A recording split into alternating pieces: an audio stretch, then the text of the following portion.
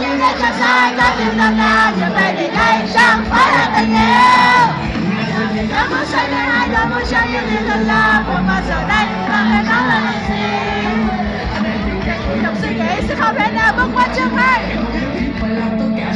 Mai mình được gặp lại Ngày như thế này Tư lượng đưa đẩy Đầu sâu nắm đôi trong tay Vài thứ Hãy hướng một thức Lần khi đứng đây vài thứ Em đã suy nghĩ Vài thứ Sẽ đúng hay sai Sự lòng không bị do là vợ Just call me baby Cause I baby Chỉ ta chưa là gì Baby em call me I am your lover Giờ chúng ta không là gì hôm nay Trước ai đã chẳng hề lúc này Nhưng không Ở thì mình có mình có gì đến cho sai Có tiếng có nào Điều baby anh chẳng phải là tình yêu Nghe sao nhìn nó cứ say Nên ai đâu có cho những tình thân nào Phải mà giờ đây Đâu thể nói là tình yêu Có mình bao gì đến cho sai Có tiếng có nào Điều baby anh chẳng phải là tình yêu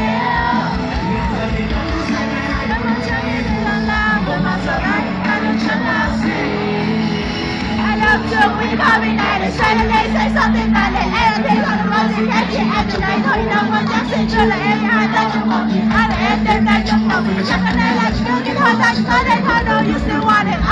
Now you make sure, yeah, you know you have your son. And I'm just more, you gotta see the room, the room, so the same way they.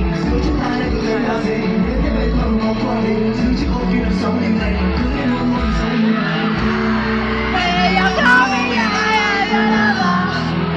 Chúng ta không là gì hôm nay Từ trước anh đã chẳng thể lúc này mỗi ngày